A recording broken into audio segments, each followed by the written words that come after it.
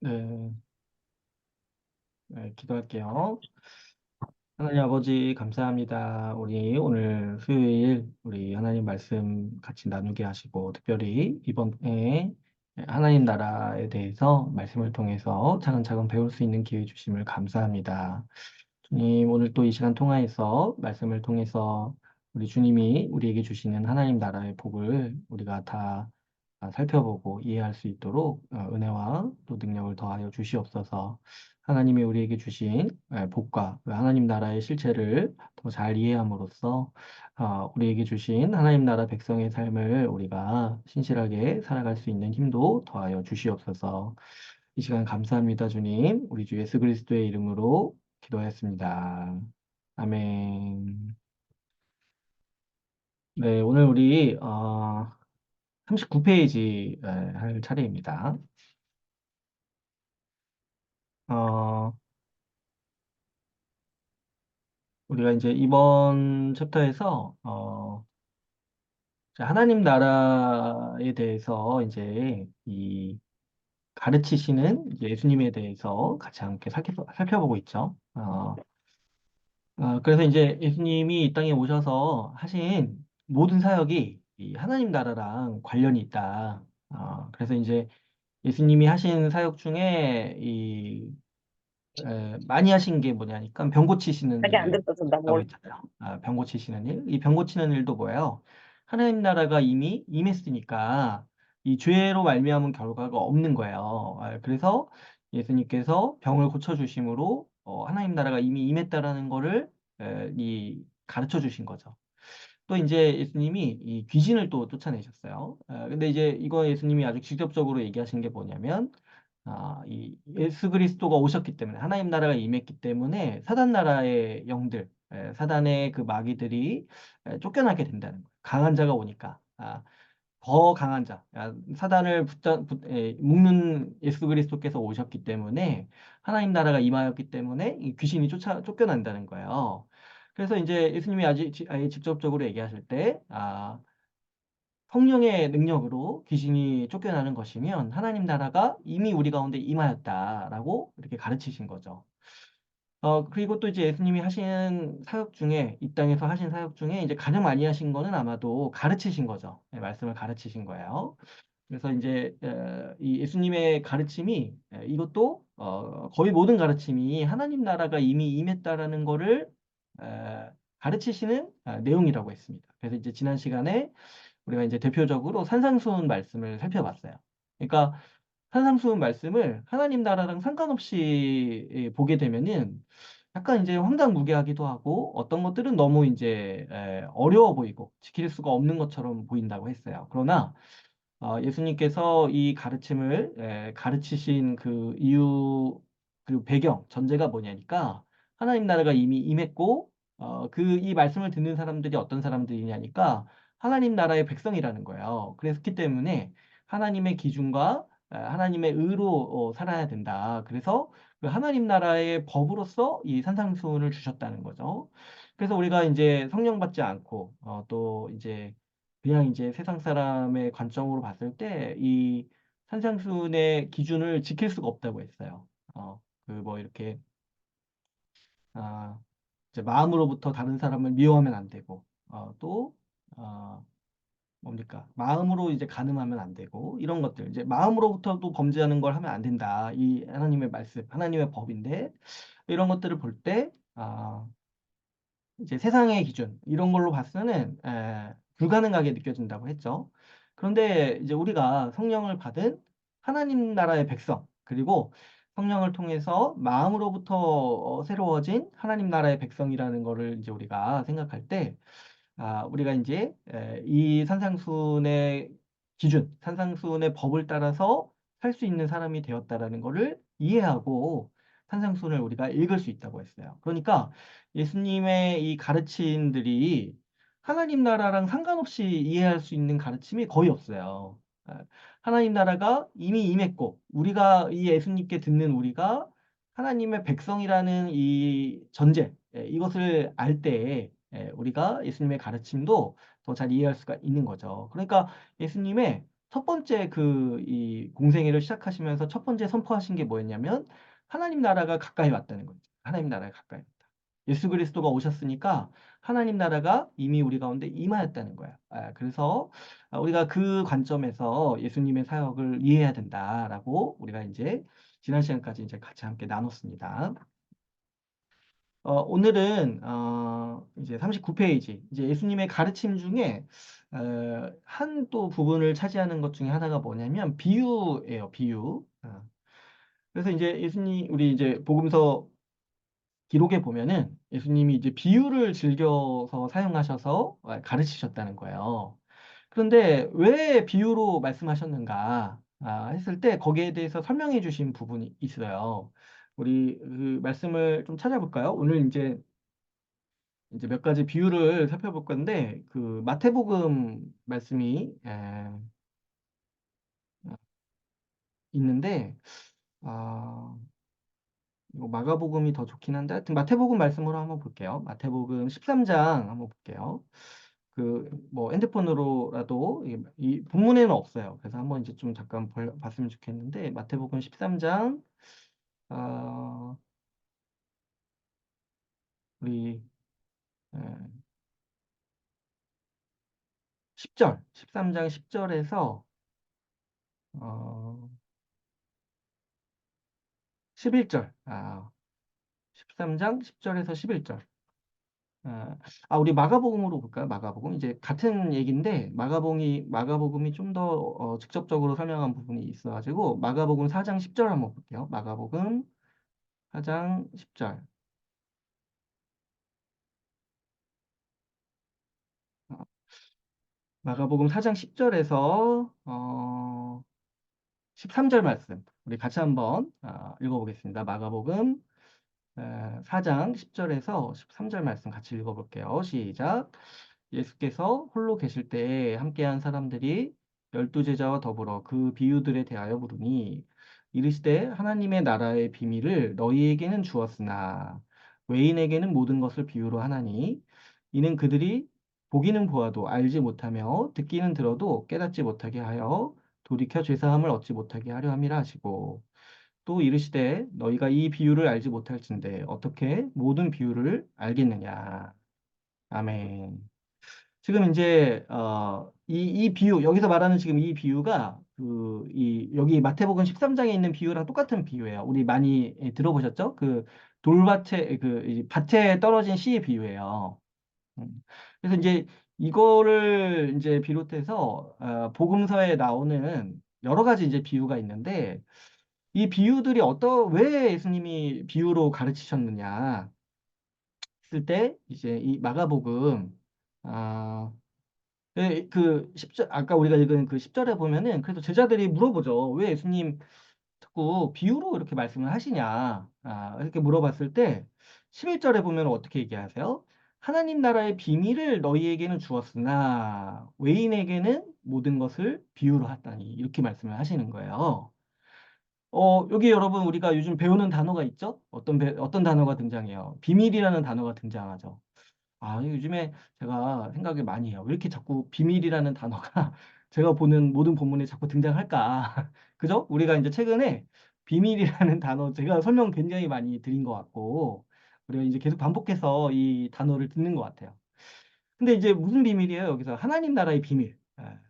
근데 한번 이 비밀을 제가 설명을 드릴 때 어떤 거라고 했어요. 이 하나님의 뜻과 계획인데 이것이 감추어져 있어요. 누구에게는 감추어져 있냐면은 그 하나님 백성이 아닌 사람, 하나님 나라 밖에 있는 사람들에게는 감추어져 있어요.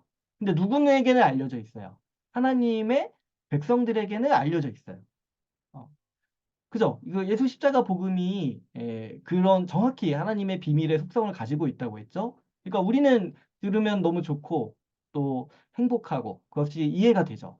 그러나 하나님 나라 밖에 있는 사람에게는 아무리 그 복음의 이야기들을 얘기하고 설명했을 때 못 알아듣고 이해를 못하고 그것을 깨닫지 못하죠. 그러니까 이게 뭐냐면 하나님의 백성에게는 알려져 있지만 그 하나님의 백성이 아닌 사람에게는 감추어져 있는 하나님의 뜻과 계획 이걸 이제 통틀어서 비밀이라고 한다고 했어요. 비밀. 그러니까 이제 하나님의 뜻이 아주 이 비밀과 같은 속성을 가지고 있는 거예요. 감추어져 있는데 그렇다고 해서 완전히 감춰져 있으면은 비밀이라고 할 수도 없죠. 왜냐면 누군가는 알아야 되잖아요. 그러니까 누가 알고 있냐? 하나님의 백성인 우리는 알고 있다는 거예요. 근데 이제 이 비밀에 또 한 가지 목적이 있습니다. 왜 하나님이, 그리고 예수님이 자꾸 이렇게 비밀로 말씀을 하시는가 했을 때 12절이 있는 거예요. 뭐냐면, 보기는 보아도 알지 못하고, 듣기는 들어도 깨닫지 못하게 하고, 돌이켜 죄사함을 얻지 못하게 하려 합니다. 이게 뭐냐면, 심판의 의미도 있다는 거예요. 심판의 의미. 예. 그러니까, 하나님은, 근데 이제 복음이 이렇게 딱 우리가 이렇게 들으면, 다 이제 이해하기 어려운 내용은 아니에요. 근데 이제 뭐 때문에 이해를 못하냐면 그 복음의 메시지에 순복하지 못하니까 그 복음의 메시지를 수긍하지를 못하니까 이해를 못하는 것도 있는 거예요. 그러다 보니까 뭐예요? 나중에 심판의 때에 핑계하지 못하는 거예요. 아, 그러니까 뭐 이렇게 뭐 어, 이제 뭐 따지기 좋아하는 사람이 하나님께 그렇게 뭐 반문할 수 있을 거예요. 하나님의 심판 앞에. 왜 저한테는 복음을 들어서 회개할 기회를 주지 않으셨습니까? 이렇게 했을 때 하나님은 할 말이 있으시다는 거야. 왜요? 다 전했다는 거야. 다 말했다는 거야. 누군가한테는 누군가는 가서 말했어요. 근데 그때 내가 안 받아들이고 이해를 못했던 거죠. 그래서 이것도 이 비밀로 주신 목적이 뭐냐면 심판의 의미가 있다는 거예요. 심판. 그리고 또 어떤 의미가 있냐면은 이 비유, 이 밭에 떨어진 씨 비유가 굉장히 중요한 의미가 그래서 있습니다. 그 13절에서 어떻게 말씀을 하세요? 그 마태복음, 아, 아, 마가복음이죠. 우리 마가복음 보고 있죠. 마가복음 13절에서 또 이르시되 너희가 이 비유를 알지 못할진대 어떻게 모든 비유를 알겠느냐. 마가복음 4장 13절. 그러니까 이 비유가 이 지금 밭에 떨어진 씨 비유가 다른 모든 비유의 키워드라는 거예요. 키라는 거예요. 이 비유를 이해해야지 다른 나머지 하나님 나라의 비밀에 해당하는 그 비유들도 이해할 수가 있다는 거예요. 아, 그래서 이 밭에 떨어진 씨 비유가 아주 그 비유 중에 핵심입니다. 그리고 하나님께서 하나님 나라의 비밀을, 예수님이 하나님 나라의 비밀을 왜 이 비유의 형태로 가르쳐 주는지 이해할 수 있는 아주 좋은 이제 그 메시지가 이 밭에 떨어진 씨 비유에 이제 담겨 있어요. 그래서 이제 한번 강의안을 한번 보시면 오늘은 좀 이거를 좀 중점적으로 제가 설명드리고 시간이 너무 오버되면은 이제 이것까지만 할게요. 한번 보면은 그 39페이지에 1번 보시면 그 마태복음 말씀으로 이제 있죠. 여기 씨 뿌리는 비유가 한번 읽어볼게요. 13장 20절에서 22절 말씀 같이 한번 읽어보겠습니다. 시작. 돌밭에 뿌려졌다는 것은 말씀을 듣고 즉시 기쁨으로 받되 그 속에 뿌리가 없어 잠시 견디다가 말씀으로 말미암아 환난이나 박해가 일어날 때에는 곧 넘어지는 자요. 가시떨기에 뿌려졌다는 것은 말씀을 들으나 세상의 염려와 재물의 유혹에 말씀이 막혀 결실하지 못하는 자요. 이게 이제 씨 뿌리는 비유의 그 해설이죠. 그래서 이제 돌밭에 뿌려진 뭐 씨, 그리고 뭐 가시떨기에 떨어진 씨, 그리고 또 마지막에 뭐가 있어요? 그 좋은 밭에 떨어진 씨. 그래가지고 좋은 밭에 떨어진 씨는 어떻게 돼요? 열매를 많이 맺죠. 어, 그래가지고 우리가 이제 이 비유를 아마 옛날에 많이 들으셨을 거예요. 이 비유 설명할 때 보통 이제 뭐 그렇게 많이 설명을 하잖아요. 뭐 그래서 어떤 사람의 마음은 돌밭이고 그래가지고 아예 이제 거부하고 그리고 어때요? 어떤 사람의 마음은 아주 가실떡이에요. 그래서 이제 말씀은 이제 기뻐서 받는데 염려와 이런 걱정이 생겨가지고 금세 뱉어낸다는 거예요. 근데 이제 이게 되게 설득력이 있는 게 우리가 그런 경우가 있긴 있잖아요. 그죠? 내가 아주 마음이 완악했을 때는 말씀 하나도 뭐 안 듣고 막 이렇게 막 거부해버리고 또 어때요? 아, 어쩔 때는 이제 말씀을 아멘하고 받다가도 나중에 이제 금세 그 효력이 다하는 경우도 있고 그래서 어쨌든 이렇게 설명을 해도 막 틀린 거라고는 할 수는 없어요. 이런 의도로 주신 말씀이니까. 근데 이제 이 맥락에서 아주 중요한 맥락이 하나가 있는데 이게 뭐냐면 이게 뭐에 대한 비유라고 예수님이 가르치시는 거예요. 하나님 나라의 비밀에 대한 비유라는 거예요. 하나님 나라의 비밀. 예. 그러니까 이 비유는 하나님 나라의 비밀을 풀어서 지금 설명을 해주고 있는 거예요. 그래서 이 씨 뿌리는 비유를 잘 이해해야지, 왜 하나님 나라의 비밀이라고 자꾸 예수님이 말씀을 하시는지를 우리가 이해할 수가 있어요. 그래서 옛날에 우리 교회에 처음 세워졌을 때, 우리 개척 초기에 마가복음 우리 했던 거 기억나시나요? 그 마가복음 우리 했을 때 제 기억으로 이 씨 뿌리는 비유를 한 제가 3주나 4주 했었던 것 같아요. 같은 본문으로. 그러니까 그만큼 이 씨 뿌리는 비유가 아주 풍성하게 우리가 이해해야 될 부분들이 많습니다. 그래서 이제 몇 가지, 오늘 이제 짧게 몇 가지만 이제 좀 더 다시 한번 말씀을 드리고, 이 이 비유를 좀 중점적으로 이해할 필요가 있겠는데, 여러분 하나님 나라가 예수 그리스도로 말미암아서 임했다고 했잖아요. 아, 그런데 어떤 부분이 비밀의 영역이었냐니까, 구약을 알던 사람들이 예수님을 다른 사람도 있었는데, 받아들인 사람도 있었는데 거부한 사람도 많았죠.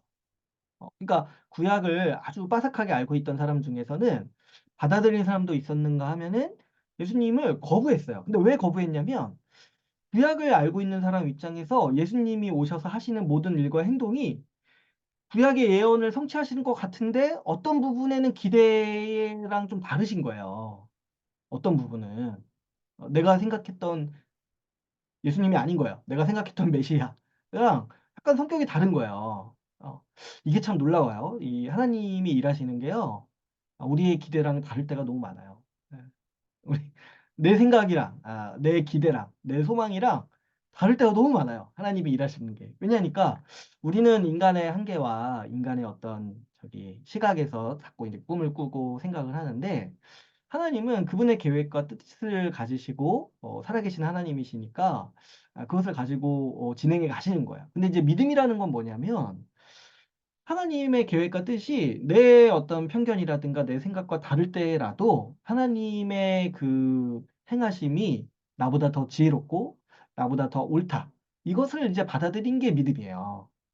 아, 복음이 정확히 그거였죠. 복음의 방식이라는 게 구약을 알고 있던 유대인들이 원했던 방식이 아니에요. 아, 유대인들이 예상하고 소망했던 방식이 아니에요. 예수 그리스도가 전한 복음이라는 게. 근데 그럼에도 불구하고 유대인들 몇몇은 그거를 받아들였어요. 왜? 하나님이 더 지혜롭고 하나님이 옳다는 거를 무조건적으로 믿었기 때문에 그걸 받아들인 거예요. 그래서 이것을 이제 하나님 나라의 비밀이라고 지금 얘기를 하시는 거예요. 자, 그렇다면은 이제 구약을 믿었던, 구약을 알고 있었던 유대인들이 예수님이 딱 이 땅에 오셨을 때, 예수님은 하나님 나라가 이 땅에 임했다, 이미 시작했다, 이렇게 이제 설명을 하셨잖아요.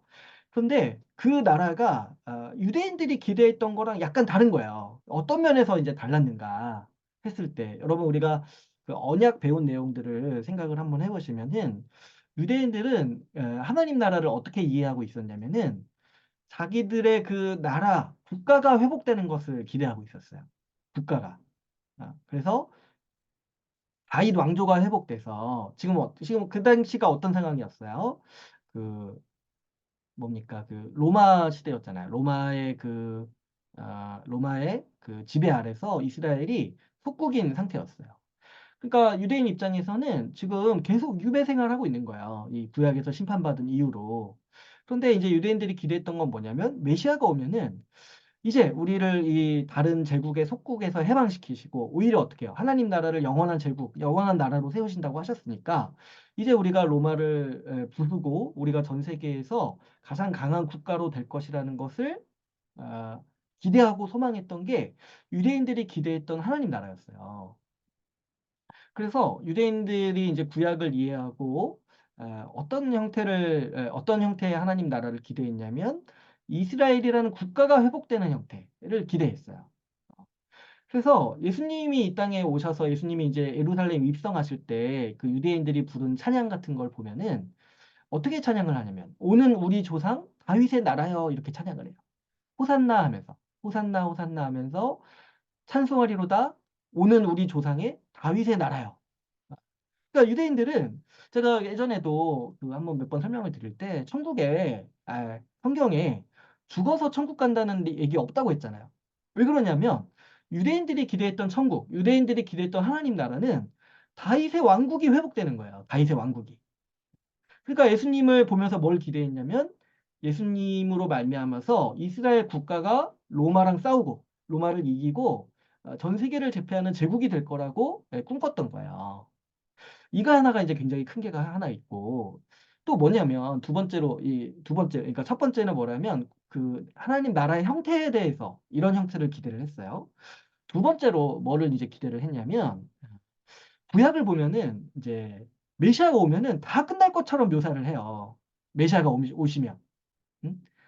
한날 한시에 다 회복될 것이라고 이렇게 얘기를 합니다. 구약의 이제 선지자들이. 그래가지고 이제 그 구약에서는 그날을 이제 여호와의 날이다 이렇게 부르기도 하고, 그래서 심판과 구원이 동시에 일어나는 날로 이렇게 얘기를 해요. 그러니까 이 사람들 입장에서 유대인들 입장에서는 예수님이 자기를 이제 메시아라고 하시잖아요. 다윗의 후손이고 내가 바로 그자다. 내가 성경에서 말한 그 사람이다. 이렇게 얘기했을 때 아, 이제 다 끝나겠구나. 이제 생각을 한 거예요. 이제 다 끝나고 이제 우리 하나님 나라로서 이스라엘 국가가 완성되겠구나 이렇게 생각을 한 거예요. 근데 이제 예수님이 오셨는데 약간 계속 지지부진하신 거예요. 지지부진하세요. 뭐냐면 이제 군대도 안 일으키시는데 뭐냐면 죽을 때까지 사실 그 로마에 대해서 별다른 일을 안 하세요. 로마에 대해서. 그래가지고 이제 여기에 대해서 좀 못 잡은 사람 중에 한 명이 세례요한이었어요. 세례요한. 응? 여러분 그 세례요한이 어떤 사람이었는지 우리가 잠깐 그 강의할 때 한번 나눴잖아요. 세례요한이 어느 정도의 그 진짜 위대한 사람이었나 하니까 하나님이 사명 주신 게 뭐였냐면 예수님이 누군지 알아보도록 하신 거예요. 딱 오셨을 때. 그래서 딱 보자마자 저분이 세상 죄를 지고 가는 하나님의 어린 양이로다. 이렇게 이제 얘기를 한 거예요. 그러니까 이 세례 요한은 정말 그 인류 역사에서 가장 그 뛰어난 사람이에요. 그렇게 보면은. 근데 그 세례 요한마저도 예수님에 대해서 의심을 했어요. 왜 그러냐니까 분명히 구약의 이해로는 이제 메시아가 오면은 이제 이 세상이 마지막이다. 그러니까 유대인 입장에서는 언제가 종말이냐면 메시아가 오시면 종말인 거예요. 메시아가 오시면. 어. 그러니까 근데 예수님이 오셔서 계속 계세요. 계속 계시고 그리고 이제 제자들이 뭘 봅니까? 예수님이 또 죽기까지 하세요. 했을 때 이제 세례요한이 이제 감옥에 있을 때 세례요한이 한번 갇혔잖아요. 아니, 갇힌 게 아니고 한 번 갇힌 게 아니죠. 갇힌 상태로 죽잖아요. 그러니까 세례요한이 중간에 이제 예수님한테 물어보죠. 내가 지금 죽게 생겼는데 정말 당신이 맞습니까? 메시아가 당신이 맞습니까? 오실 그 이가 당신입니까? 아니면 내가 다른 자를 또 기다려야 됩니까? 이렇게 물어보잖아요. 그러니까 세례요한도 자기 기대랑 너무 다른 거예요. 분명히 구약에서 보면은 메시아가 오면은 다 끝난다. 이 종말이다. 이렇게 됐는데 예수님 오셨는데 세상이 안 끝나는 것 같아. 그러니까 이제 세례요한도 의심해가지고 중간에 한번 물어보죠. 그러니까 그 정도로 이게 굉장히 큰 혼란이었던 거야. 그래서 이제 뭐 어떤 오해가 있었냐면은 그 이제 그 하나님 나라의 이 시기에 대한 문제가 있었어요. 시기. 분명히 메시아가 오면은 완성되고 끝이다. 이렇게 생각이 됐는데 하나님 나라가 이제 예수님이 오셨는데도 하나님 나라가 완성되는 것처럼 안 보이고 세상이 끝나는 것처럼 안 보이니까 여기에 대해서도 이제 좀 오해를 했던 거죠. 그리고 마지막으로 이제 세 번째로 어떤 이제 그 기대가 있었냐면은 유대인들이 생각했던 이 구약을 기준으로 해서 생각했던 하나님 나라의 구성원은 유대인이었어요. 유대인. 그러니까 유대인들이 기대했던 천국, 유대인들이 기대했던 하나님 나라는 유대인들의 왕국이에요. 그래서 어떤 걸 꿈꿨냐면은 유대인이 세계 모든 민족 중에 가장 뛰어나고 가장 강력한 국가를 세우는 게 유대인들의 이 하나님 나라에 대한 기대, 구약을 보고 하나님 나라에 했던 기대였던 거예요. 이 세 가지가. 그래서 이제 복음서를 보면은 유대인들이 예수님을 향해서 여러 가지를 싫어했는데 그 중에 하나 굉장히 정말 경멸하고 싫어했던 게 뭐였냐면 이방인들을 만나는 걸 싫어했어요. 유대인들이. 그죠? 왜 그러냐면 지금 메시아라고 했으면 우리 국가를 세워야 되는데 왜 자꾸 이방인들 만나서 교제하고 이방인들 막 챙기고 그리고 막 말도 저 이방인한테 너도 이제 아브라함의 자손이다 이렇게 얘기를 하시는 거예요. 그러니까 이제 유대인들 입장에서는 너무 화가 나는 거예요, 이게. 아니 어떻게 메시아라고 한 사람이 지금 왜 이방인들한테 가서 저러고 있냐는 거예요. 그래서 이 세 가지가 크게 굉장히 이 유대인들, 이 구약을 잘 알고 있고 거기에 따라서 이 하나님 나라에 대한 소망, 하나님 나라를 회복하시려는 소망을 가지고 있었던 이 유대인들도 이 세 가지를 예수님을 보면서 굉장히 혼란스럽게 생각을 했어요. 그러니까 그래서 예수님을 가만 보니까 너무 기대랑 달라요. 너무 기대랑 다른데, 근데 그렇다고 해서 그럼 이분이 진짜 평범한 분이냐 했을 때 또 그런 건 아니에요. 왜냐니까 기적도 많이 일으키시고, 권능도 강하시고, 이 뭡니까 귀신도 쫓아내시고 병도 고치시고 이런 거 보면은 메시아인 것 같은데 하시는 이 일, 이 세 가지 그 이스라엘 나라를 세우려고 하시지도 않고 그리고 뭔가 세상이 끝나는 것 같지도 않고 그리고 자꾸 이방인 만나서 교제하시고 이런 거 봤을 때 아 이게 너무 헷갈리는 거예요. 그래가지고 이제 너무 분노하던 이제 유대인들이 예수님을 죽이기까지 하는 거예요. 여기에 대해서. 어. 그래서 이 세 가지가 이제 굉장히 큰 이제 혼란이었는데 예수님이 사실은 하나님 나라의 비밀이라고 말씀하시면서 이 세 가지를 가르쳐 주시는 거예요. 이 세 가지. 형태에 대해서, 그리고 시기에 대해서, 그리고 이 구성원에 대해서도 가르쳐 주시는 거예요. 이 세 가지. 예. 그 중에 이 핵심이 이 씨 뿌리는 비유입니다. 씨 뿌리는 비유. 어. 이씨 뿌리는 비유가 우리가 단순히 이 말씀 설교 듣는 태도에 대해서만 얘기하시는 게 아니라 뭐에 대해서 말씀하시는 거냐면 하나님 나라에 대해서 가르치시는 거예요. 하나님 나라의 비밀. 아, 어떤 측면을 가르치시냐니까 하나님 나라가 이미 임했다는 거예요. 이미 임했어요.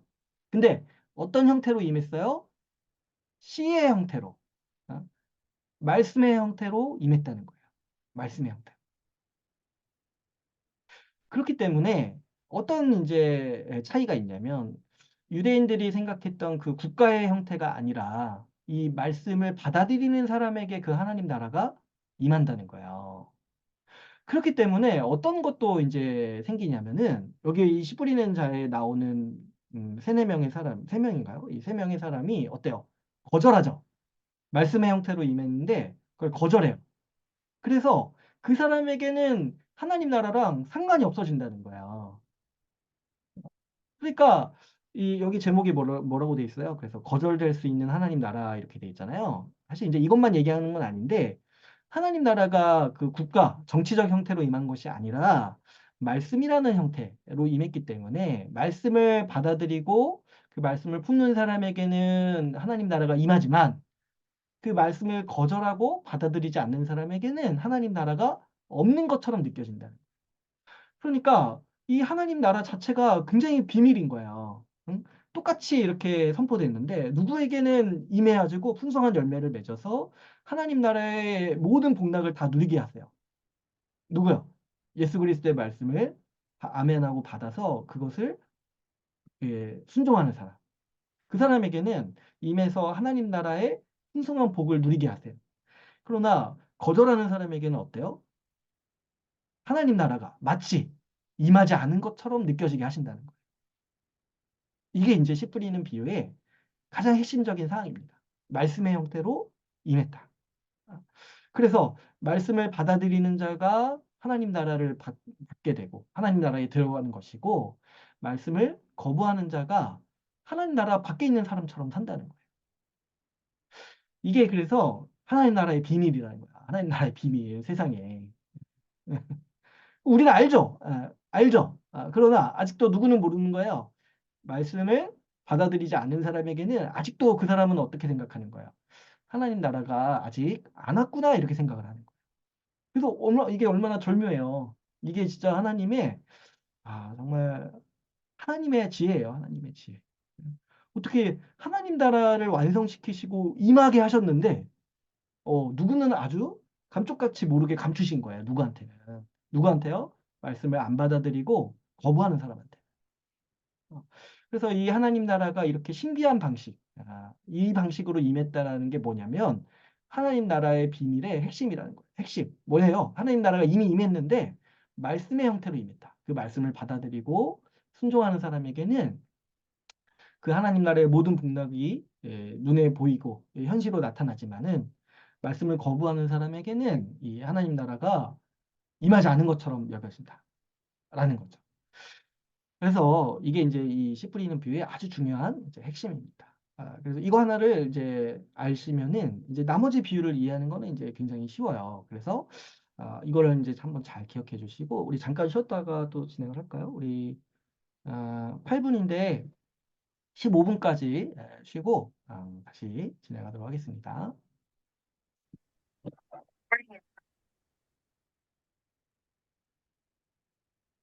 네, 우리 이제 그래서 이제 강의한 보시면 첫 번째 이 비유가 이씨 뿌리는 자의 이 비유였어요. 그래서 이제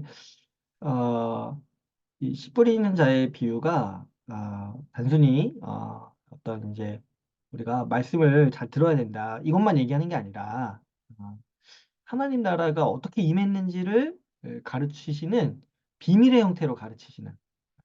그러니까 이게 하나님의 뜻을 순복하는 자에게는 그게 보이고 여전히 자기가 읽은 구약을 자기 식대로 이해해가지고 그렇게 선입견만 가지고 고집했던 자에게는 이게 안 보이는 거예요. 그렇다고 그러면 하나님이 예수님이 안 가르치시고 설명을 안 하셨냐? 그게 아니죠. 설명 다 하셨어요.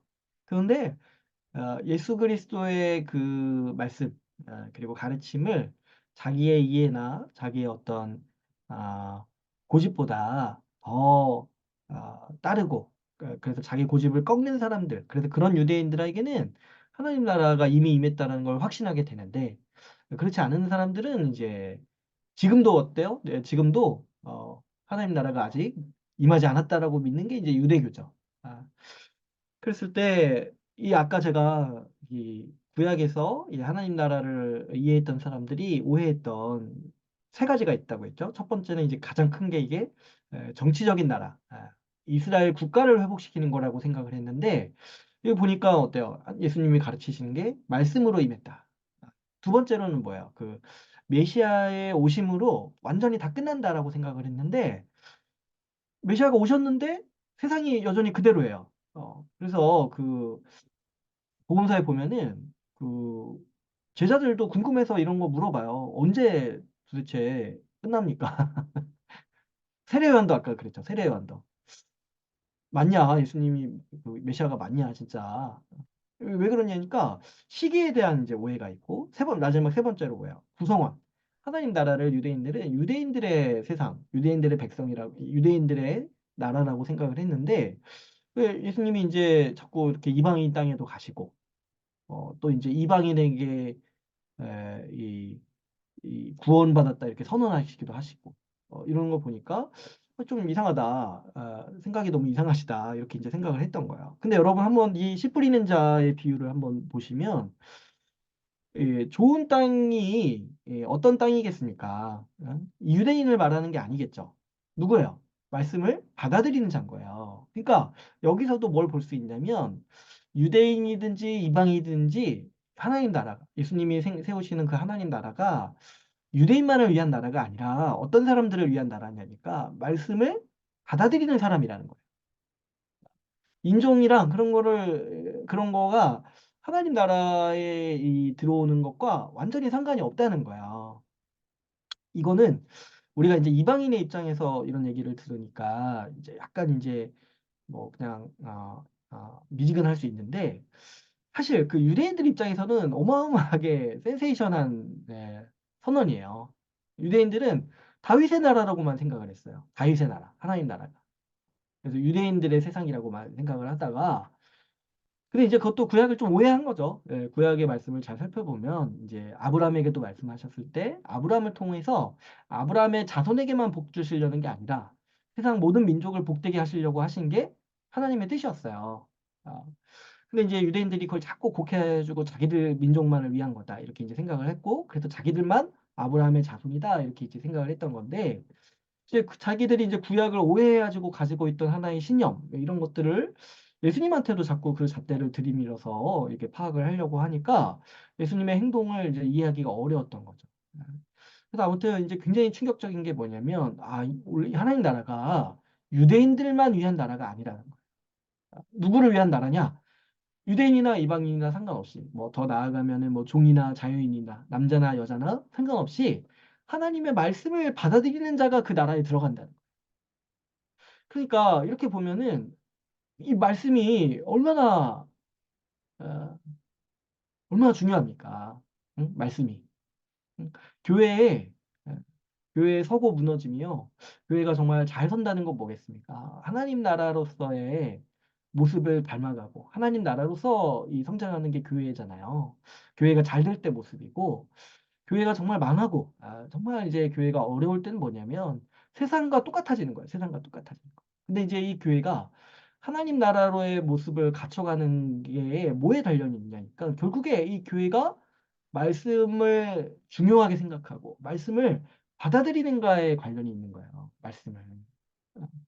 그래서 이 우리가 교회가 말씀 중심의 공동체가 돼야 하고 이 말씀을 받아들여야지 교회가 하나님 나라의 복을 누리는 거예요. 그러니까 오늘날 우리가 이제 천국에 임했는데 왜 나는 이렇게 안 좋아요? 이렇게 말하는 게 약간 어폐가 있는 게 뭐냐면 정말 그 하나님 말씀을 받아들였냐는 거예요. 하나님 말씀대로 살고 하나님 말씀대로 순복하면서 살아가는가?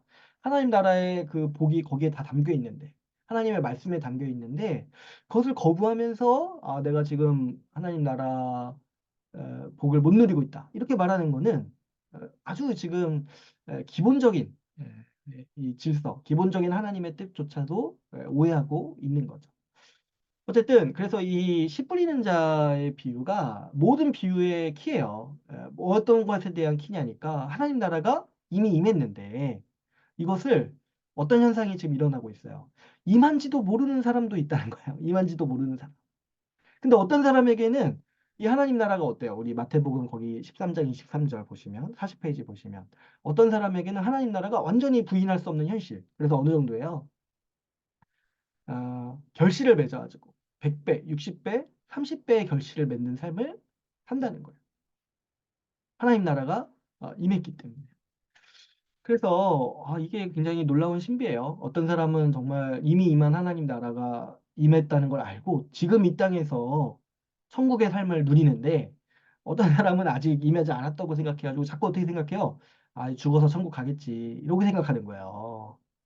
응? 이 죽어서 천국 간다고 여기는 이 태도가 뭐냐면 정말 이 돌박과 같은 태도예요. 돌박. 자꾸 이 예수님의 이 비밀의 가르침을 하나도 못 알아먹는 태도가 뭐냐면 지금 이 땅에서는 그냥 이렇게 살고 죽어서 천국 가겠지 이렇게 여기는 거야. 예수님은 계속 지금 너희에게는 이 비밀을 알려주겠다고 설명해 주시잖아요. 그죠? 근데 이것도 지금 못 알아먹고 지금 하나님 나라가 임하지 않았으니까 아이 뭐 죽어서 천국 가야겠다 이렇게 생각을 한다는 거예요. 이게 지금 얼마나 참 듣기는 들어도 깨닫지 못하는 어, 그래서 이 지금 씨 뿌리는 비유를 정말 잘 이해해야 됩니다. 이거 이해 못하면 여러분 정말 이거는 저는 여기에 대해서 정말 책임이 없고 싶어요. 제가 이렇게 얘기를 했는데도 못 알아들으면 어떻게 되는 거? 이거 진짜 무서운 거예요. 예. 무서운 거예요, 이거는. 못 알아들으면 절대 안 돼요. 그래서 제가 그때 한 세 번 반복해서 얘기했던 것 같아요. 절대 못 알아들으면 안 된다. 근데 이제, 그래서 우리가 이제 이 말씀이 얼마나 중요한가. 예수님께서 하나님 나라의 그 핵심과 복을 하나님의 말씀에 다 두신 거예요. 하나님의 말씀에. 그래서 이 하나님 나라가 말씀의 형태로 임했다. 그래서 이거를 통해서 이 하나의 역사하심 때문에 정말 이 온갖 이 다양한 하나님 나라의 신비로운 모습들이 나타납니다. 근데 이제 이거를 예수님께서 일일이 다 설명하시기보다는 비유로 설명을 하셨어요. 비유로. 그래서 이제 비유가 이제 몇 가지 등장을 하는데 비유가 이제 굉장히 많아요. 그 본문 나와 있는 거 위주로만 봅시다. 그 40페이지에 보시면 그 악한 자들의 잔존을 허용하는 하나님 나라 이렇게 돼 있어요. 근데 이 비유가 이제 여기 제목들이 제가 생각할 때 약간은 약간 좀 더 설명을 해야 되는데 뭐냐면 이 비유는 그래서 정확히 어떤 걸 가르치고 싶으자 하신 거냐면 아까 그 시기에 대한 문제 있잖아요. 응? 하나님 나라가 임했는데 유대인들이 볼 때 왜 저 악한 사람들 계속 남아 있는 거예요. 하나님 나라가 임했다라는 거는 유대인들 입장에선 뭐예요? 심판의 날이 임한 거예요. 심판의 날이. 심판의 날이 임해서 이때 이제 천국과 지옥으로 하나님 나라 백성과 하나님 나라 밖의 사람으로 나눠지고 하나님께서 악한 자들을 심판하시는 날이 메시아가 오시는 날이라고 생각을 했던 거예요. 그런데 예수님이 오셔서 가르치신 것 중에 아주 중요한 내용, 우리는 이제 상식처럼 알고 있는데 하나님 나라의 비밀이라고 말할 정도로 이것을 예수님의 가르침을 이해하고 따르는 사람은 이해하지만 거부하는 사람은 끝까지 이해하지 못하도록 만들어 놓으신 그 하나님 나라의 비밀이 뭐냐면 예수 그리스도의 오심이 초림과 재림으로 나눠진다는 거예요. 다시 한번. 아까 제가 뭐 시기에 대해서 말씀을 드릴 때 어떤 말씀을 드렸어요. 그 유대인들은 한 날에 심판과 구원이 다 일어날 거라고 생각을 했어요. 뭐냐니까 그 구약의 여호와의 날이라고 해가지고 그날이 임하면 모든 악인들이 다 심판받는 거예요. 근데 우리는 언제 그렇게 그런 일이 일어날 거라고 생각을 해요? 예수님이 다시 오실 때 그런 일이 일어날 거라고 생각을 하죠. 어, 왜 그러냐니까 우리는 지금 이 비밀을 이해하고 있는 거예요. 예수님이 한 번 오시는 게 아니라 두 번 오신다는 걸 이해하고 있는 거예요. 근데 구약은 이거를 한 날에 일어나는 것처럼 묘사를 해요. 구약은. 그래서 여호와의 날이 임하면 어떤 본문에서는 그날이 오면 구원이 완성될 것이다. 그래서 그 뭐 사자와 어린 양이 함께 뛰놀고 그날이 오면 그 또 어떤 본문에서는 그날이 오면 심판의 날이 오면 모든 악인들이 다 심판을 받을 것이다. 이렇게 이제 묘사를 해요. 그러니까 유대인들 입장에서는 메시아가 오면은 우리의 구원도 하나님 나라도 완성되고 악인들도 심판받을 거라고 생각을 하는 거예요. 그런데 예수님이 오셔서 우리에게 가르쳐 주신 그 하나님 나라의 비밀이 뭐냐면 하나님의 계획은 뭐냐면 예수님을 두 번 보내시는 거에 있다는 거예요. 그러니까 그 구약에서 한 날처럼 묘사한 날이 알고 보니까 긴 기간이었던 거예요. 이게 이제 예수님이 가르쳐 주신 새로운 계시예요. 새로운 계시. 네. 그러니까 이거를 받아들이고 구약을 이해하는 사람은 더 확실히 이해할 수 있는데 구약을 자꾸 이렇게 왜 한 달에 다 안 끝나냐 이렇게 이제 생각했던 분들은 끝까지 예수님을 받아들이지 못하는 거예요. 그랬을 때 여러분 이 비유를 한번 보세요. 그 이제 가라지 비유랑 그물 비유가 있죠. 그 마태복음 13장 29절에서 30절. 이 비유만 한번 볼게요. 주인이 같이 한번 읽어볼게요. 13장 29절에서 30절 말씀. 같이 한번 읽어보겠습니다. 시작. 주인이 이르되 가만두라. 가라지를 뽑다가 곡식까지 뽑을까 염려하노라. 둘 다 추수 때까지 함께 자라게 두라. 추수 때에 내가 추수꾼들에게 말하기를 가라지는 먼저 거두어 불사르게 단으로 묶고 곡식은 모아 내 곡간에 넣으리라 하리라. 그러니까 뭐예요? 이 이제 앞에 이야기가 있는데 앞에 이야기는 뭐예요? 이 곡식이 있는데 그 이 가라지가 생겼다는 거예요. 근데 누가 했다고 하나님이 말씀하세요? 예수님이 말씀하세요? 사탄이 그랬구나. 악한 자들이 했구나. 이 가라지를 뿌려놨구나. 그래서 이제 이제 그 종들이 어떻게 이게 가라지를 뽑을까요? 이렇게 하니까 지금 주인이 말하는 게 뭐예요? 그러다가 곡식까지 뽑힐 것이다. 그러니까 내버려둬라. 언제까지요? 추수 때까지 내버려둬라. 아, 그리고 추수 때에 이 심판하겠다. 그러니까 가라지는 에, 불사르고 어때요? 곡식은 내 곡간에 넣을 것이다.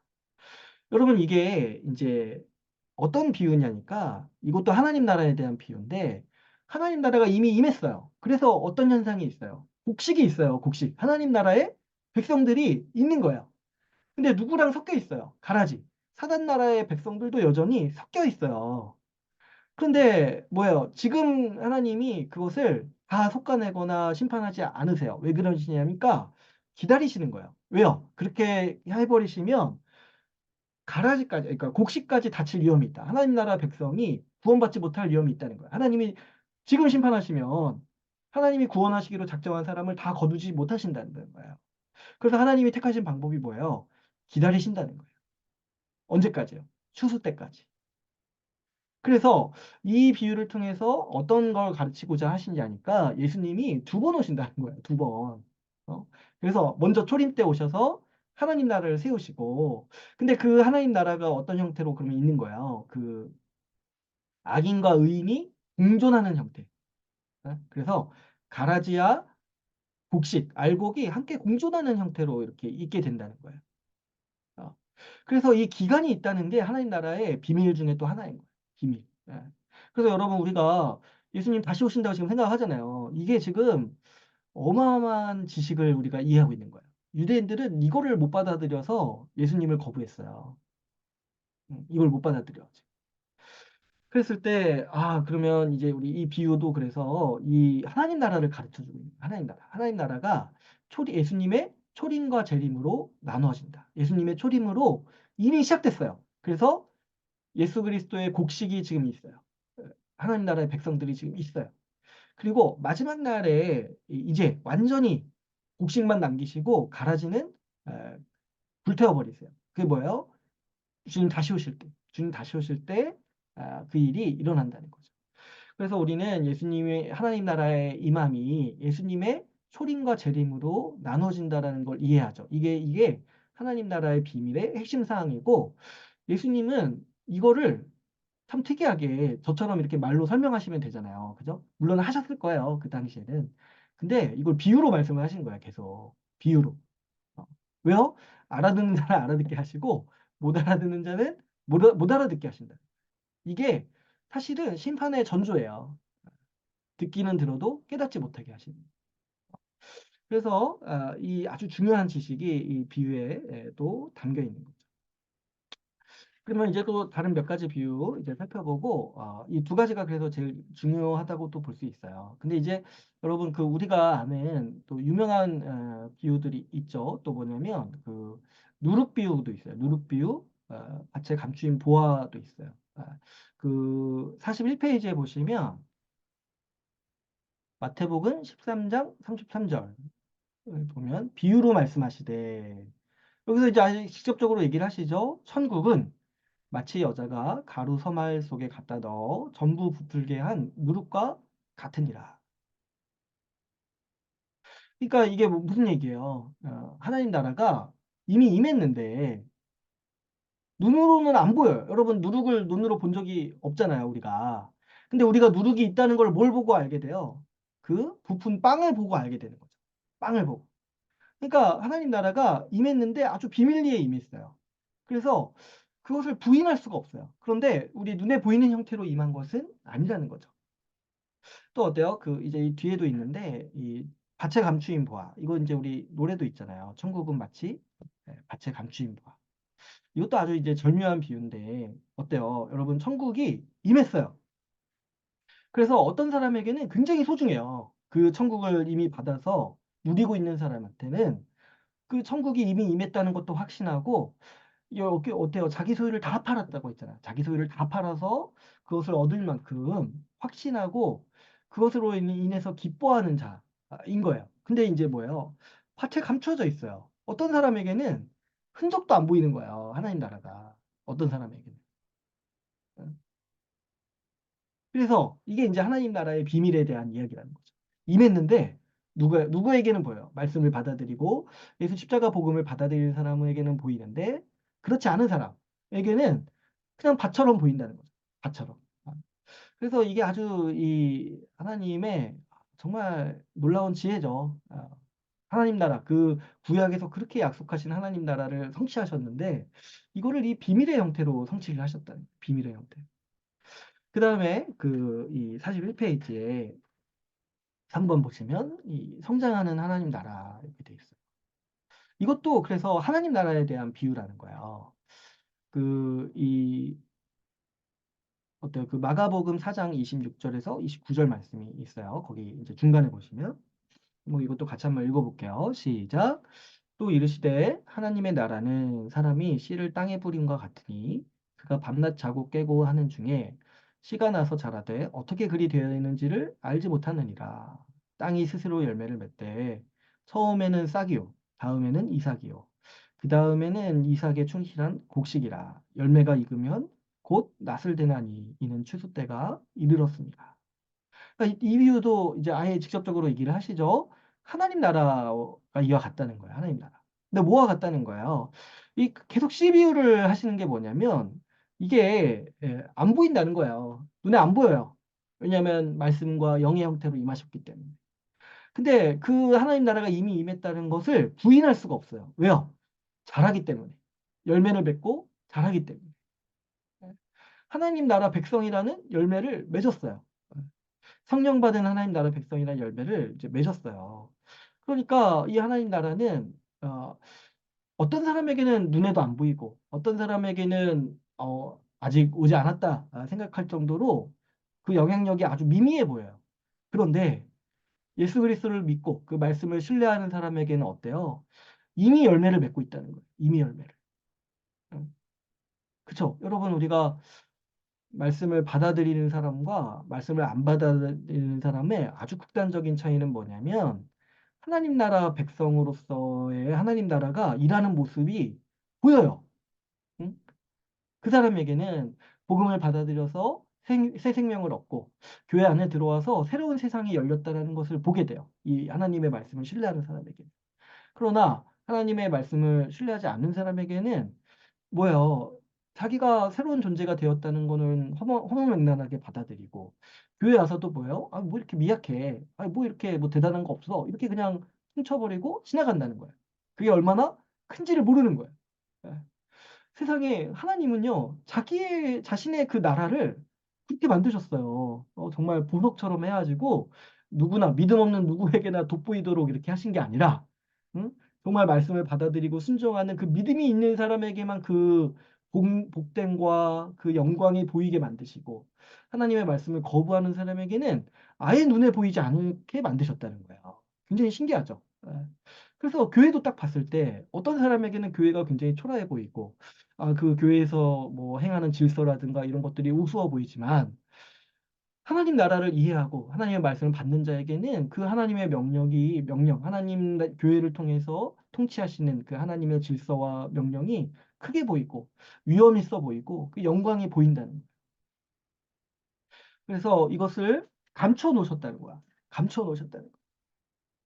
그래서 정말 우리가 믿음을 가지고 이렇게 살아가는 게 얼마나 그 복인지 몰라요. 우리도 못 봤을 거예요. 못 봤을 거예요. 하나님 나라가 이미 임했다는 거를 확신을 못 했을 거예요. 아, 근데 우리에게 믿음 주시고 말씀을 받아들이는 은혜도 주셔가지고 지금 이 비유를 듣고 이해할 수 있게 하시는 거예요. 예수님이.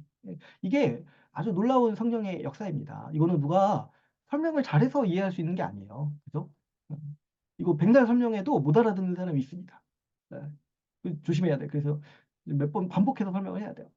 근데 어쨌든 우리가 이해하게 되고 우리가 정말 하나님 나라가 이미 임했다라는 거를 찬양하고 확신하고 교회에서 지금 하나님 나라를 이미 누리고 있습니다. 이렇게 말하는 이유가 뭐냐니까 이걸 보는 믿음이 생기고 우리가 이 하나님 나라 백성이 됐기 때문에 이런 것들을 보게 되는 거예요. 그래서 어떻게 되니까 많은 사람이 거부하고 있어요. 하나님 나라를. 심지어 어떤 현상도 있냐면 교회 안에 있는 사람도 그렇다는 거예요. 우리 아까 본 그 가라지 뭡니까? 가라지랑 알곡 비유 있잖아요. 이 중에 하나는 교회 안에서 이렇게 이게 이제 교회 안에서 일어나는 일을 묘사하는 거기도 해요. 교회 안에서. 어, 교회 안에도 알곡이 있고 가라지가 있다는 거예요.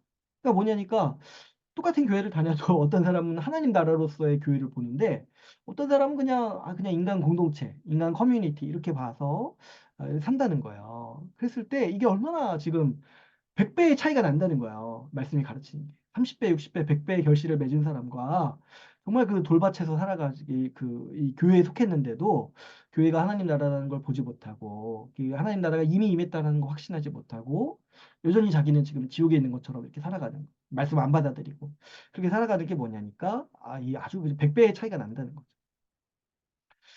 그래서 이 하나님 나라에서 얘기를 하실 때 이 겨자씨 비유, 이 누룩 비유가 이제 다 비슷하죠. 겨자씨도 뭐예요? 한 알의 겨자 눈에 보이지 않지만 열매를 맺으면 어때요? 어, 아주 풍성한 나무가 돼가지고 많은 새들이 거기서 쉼을 얻는다는 거예요. 이것을 이제 물론 이렇게 보시는 분들도 있어요. 하나님 나라는 점점 확장되고 부흥한다. 그렇게 봐도 무방하죠. 왜냐하니까 예수 그리스도가 이 땅에 오셨을 때 하나님 나라 백성은 12명으로 시작했어요. 예. 그러나 지금 딱 봤을 때 어때요? 부인할 수 없게 하나님 나라 백성이 셀 수 없는 숫자가 됐잖아요. 셀 수 없는 숫자. 그러니까 부흥하는 것도 맞아요. 그런데 이것을 통해서 우리에게 가르쳐 주시는 핵심 사항이 뭐냐니까 하나님 나라가 분명히 지금 생명력을 가지고 역사하고 있다는 거예요. 근데 우리 눈에 보이지 않아요. 그리고 뭐예요? 우리가 막 애쓰지도 않았어요. 그런데 뭐예요? 하나님이 잘하게 하신다는 거예요. 하나님이 잘하게 하시고 언젠가 보니까 너무 커져 있는 거예요. 예. 근데 이게 내가 막 노력해서 그렇게 된 게 아니라 하나님이 성장시키시고 하나님이 키우신 거예요. 예. 그랬을 때, 아, 이 하나님 나라에 이러한 신비가 있구나. 응? 그래서 이제 겨자씨, 그 누룩, 이런 것들이 하나님 나라가 이미 임했지만은, 어, 어, 어떤 사람에게는 안 보이고, 그러나 하나님 나라를 받아들인 사람에게는 그 30배, 60배, 100배의 결실을 맺는다라고 가르쳐 주신 그씨 뿌리는 자의 비유와 기본적으로 맥락이 비슷한 거예요. 아, 그래서 하나님 나라는 지금 생명력을 가지고 역동적으로 운동하고 있다. 아, 그래서 우리가 이거를 좀 생각을 해야 되죠. 우리 하나님 나라를 우리가 정말 확신하면서 살고 있는가. 우리 마지막으로 그 42페이지 한번 볼게요. 여기까지 하고 오늘 마치도록 하겠습니다. 그래서 4번 전적인 헌신을 요구하는 하나님 나라. 그래서 이제 그 마태복음 13장 44절, 46절 우리 같이 한번 읽어보겠습니다. 시작. 천국은 마치 밭에 감추인 보와 같으니 사람이 이를 발견한 후 숨겨두고 기뻐하며 돌아가서 자기 소유를 다 팔아 그 밭을 사느니라.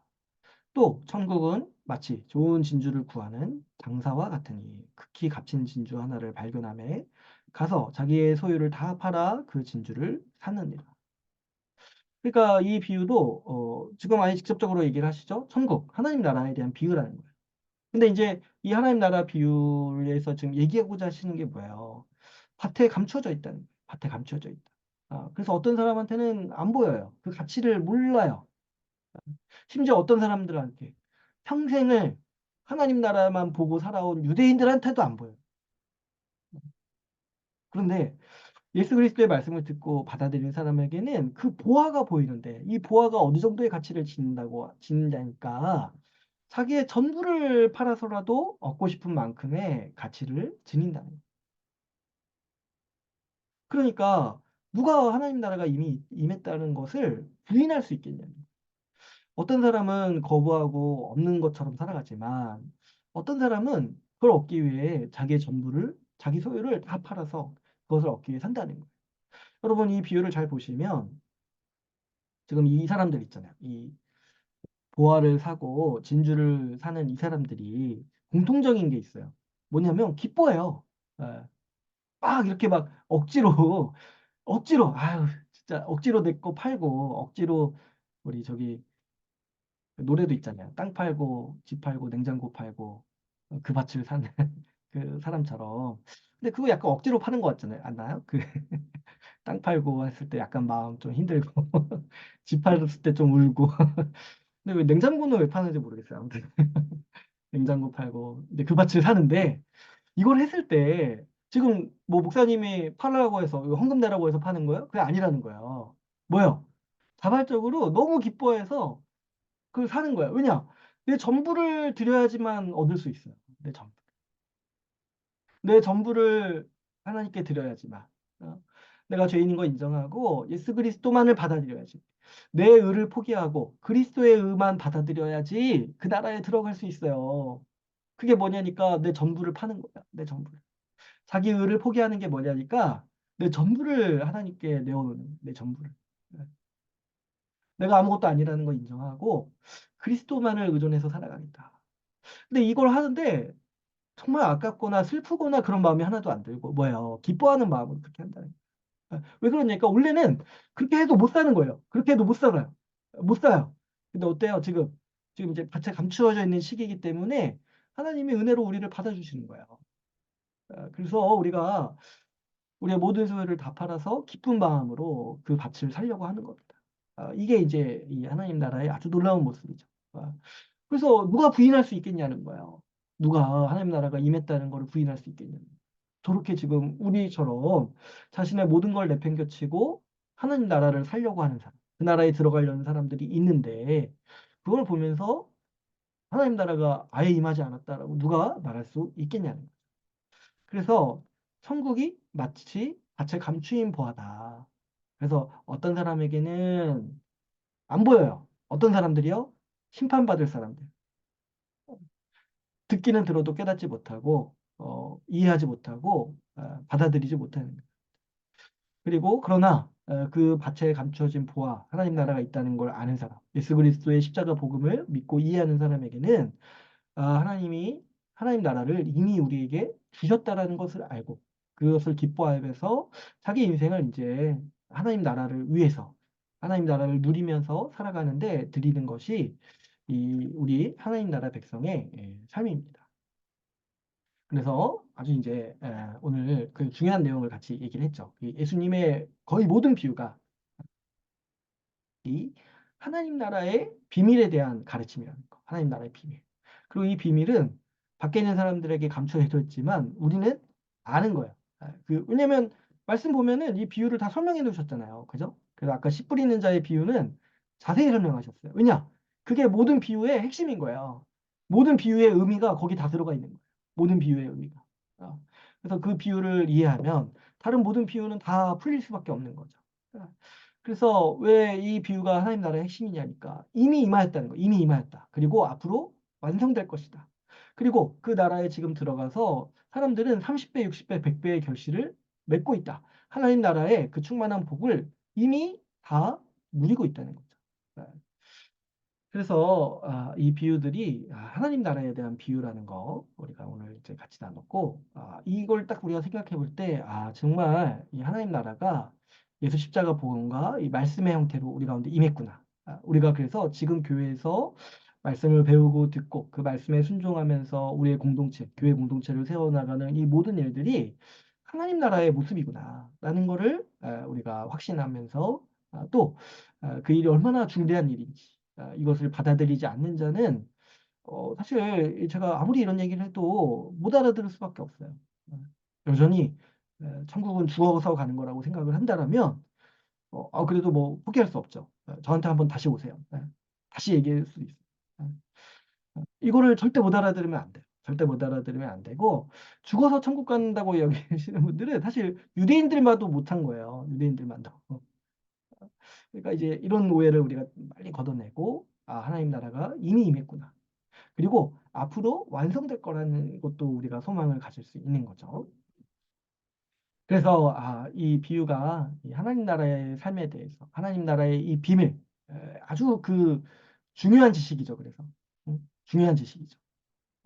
이거 진짜 정말 중요한 지식이기 때문에 우리가 많이 새겨야 되는 것이고 이것을 가지고 우리가 이 하나님 나라의 현실을 잘 이해할 수가 있어요. 하나님 나라는 지금도 생명력 있게 역사하고 있다. 우리 눈에는 어때요? 악인들이 너무 많은 것 같지 않아요? 악인들이 너무 많고 세상이 너무 썩어 있는 것처럼 보이지 않아요? 네. 그리고 너무 악인들이 잘 나가고 활개치는 것처럼 보이죠. 그런데 그럴 때라도 우리가 뭘 확실할 수 있어요? 하나님 나라가 여전히 지금 왕성하게 활동하고 있다는 거예요. 마치 세상에 악이 승리한 것처럼 보이는 그 순간이라 할지라도 하나님은 지금 어떻게 일하신다는 거예요. 예수 그리스도 이후로는 지금 이미 하나님 나라는 그 누룩과 이 겨자씨처럼 왕성하게 생명력 있게 활동하고 있다는 거예요. 믿음이 없는 사람 눈에는 그런 게 하나도 눈에 안 들어오지만 그래서 악인이 범람하는 것만 눈에 들어오지만 우리 하나님의 백성들에는 어때요? 하나님 나라가 이미 성공하고 있다. 완성됐다. 완성됐다고 할 정도로 융성하게 생명력 있게 활동하고 있다. 그 강력한 증거가 뭐예요? 예수 믿는 사람들이 있다는 거예요. 예수 믿는 사람들이 있고 성령 받는 사람들이 있다. 교회가 여전히 있다는 거예요. 그래서 우리가 이 하나님 나라를 이해할 때 또 세상이 왜 이 모양이고 그럼에도 불구하고 우리가 소망이 있는지도 우리가 또 믿고 확신할 수가 있는 거죠. 그래서 오늘은 여기까지 해서 이제 한번 간단히 이 비유를 한번 같이 한번 살펴보겠습니다. 오늘 이제 내용은 굉장히 중요하니까 뭐 이제 약간 좀 이제 제가 빨리 설명하느라 좀 간단히 해서 좀 뭐가 좀 약간 부족하다 싶으신 분들은 이제 반복해서 한번 좀 들어주시고 또 오늘 내용 안 들으신 분은 또 필히 뭐 안 되잖아요. 이것도 저기 뭐야 듣기는 들어도 깨닫지 못한다 하셨는데 듣지도 않으면 어떻게 해요? 듣지도 않으면 그러면 안 되죠. 어쨌든 꼭 다시 반복해서 들으시고 우리 하나님 나라를 계속 생각했으면 좋겠어요. 우리가 정말 이 백성이 되게 하신 게 얼마나 큰 복인지 몰라요. 진짜 모를 수 있었는데. 참 우리처럼 아둔하고 정말 감각 없는 자를 어떻게 믿음 주셔가지고 이걸 눈을 열어서 보게 하시는 거예요. 응? 이 말씀을 통해서 하나님 나라가 이미 임했다는 거를 정말 우리를 구원하시기로 작정하신 게 틀림없습니다, 여러분. 하나님께서. 응? 어떻게 그 많은 사람들이 다 무시하고 지나친 그 바체, 감추인 보화. 여러분 평생 우리가 뭐 로또 같은 거 될 거라고 기대도 안 했는데. 근데 어떻게 그 로또보다 더 큰 이 하나님 나라를 못 지나가고 발견하게 하신 거예요. 우리 같은 자들. 이게 얼마나 큰 복인지 모르겠어요. 그래서 이 비밀을 아는 자로 우리를 삼아주신 이 하나님의 은혜에 우리가 감사하고 그분의 영광을 높이면서 살아가는 우리 주의 나라 다 됐으면 좋겠습니다. 네, 오늘 여기까지 하고 제가 기도하고 마무리하도록 하겠습니다. 자, 기도하겠습니다.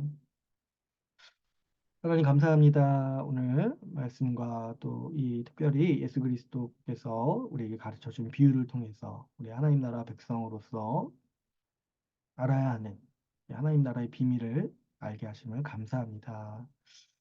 우리 같은 자들, 우리 같이 아둔하고 또 감각 없고 또 하나님에 대해 무지했던 하나님의 약속도 몰랐던 이방인들을 주의 백성으로 삼아주시고 그 비밀을 알게 하셔서 이 하나님 나라의 모든 복된 영광을 누리도록 하신 우리 주님의 은혜에 감사합니다. 주님, 우리가 밭에 감추인 보화를 발견한 사람처럼 우리에게 주시는 이 하나님 나라, 이 교회를 또 소중히 여기게 하여 주시고 그 하나님 나라를 위해 우리 전부를 걸며 그것이 우리의 삶의 목적이고 그것이 우리 삶의 복의 실체임을 알고 깨닫고 그것을 지키고 그것을 누리기 위해서 살아가는 우리 모든 백성 다 되게 하여 주시옵소서.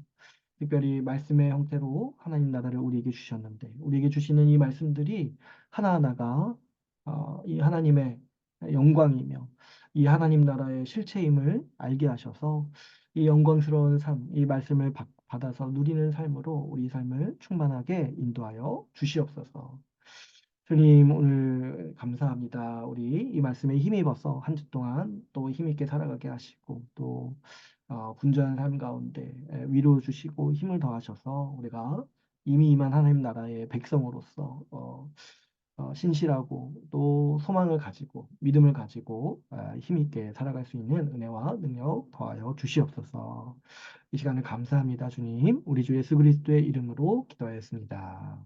아멘. 네, 늦은 밤까지 고생하셨습니다. 네, 다음 수고하셨습니다. 우리 주말에 또 수고하셨습니다. 봬요. 네, 좋은 밤 되세요. 네. 네.